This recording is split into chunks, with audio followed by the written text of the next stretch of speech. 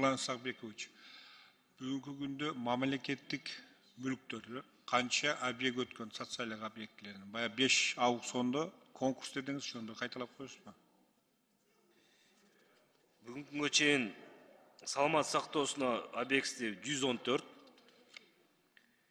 билим берүү объектиси 43, маданият объектилерин 55. Жоқ, қандай мақсат өткен? Конкурстан сатылған ба, түз сатылған ба, аукциондан сатылған ба? Аукцион аркылуу 30, саламат сактоо, сынак методу менен 8, түз сатуу 24.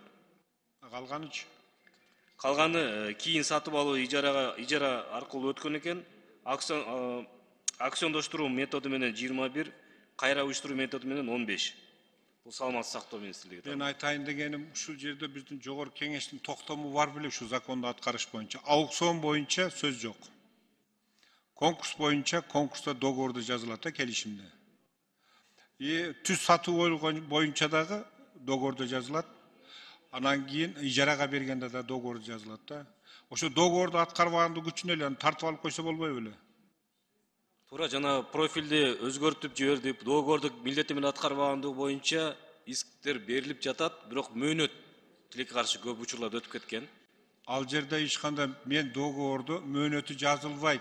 Эгерде ошол жерде сатып алган, конкурстан алган, түз алган, ижарага алган, сатып алган жаран договорду аткарбаса, бул автомат түрүндө мамлекетке өтөт да. Ошол учурлардагы соттошуп учурган көп болуп жатат, урматтуу Эскендер Исмаилович. Келишимди бузган. Ал тараптагы сотко кайрылат экен, биз дагы иск берип кайрылып атабыз, аракеттер болуп жатат.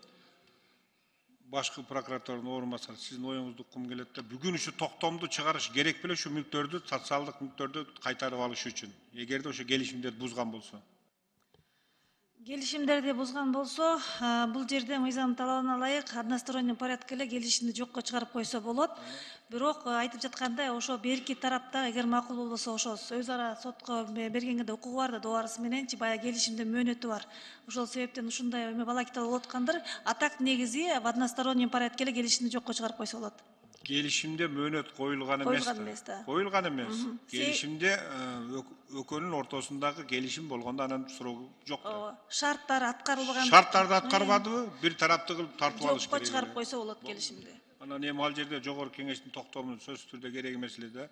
А муниципалдык менчик боюнча ал жерде эки гана жерде чоң.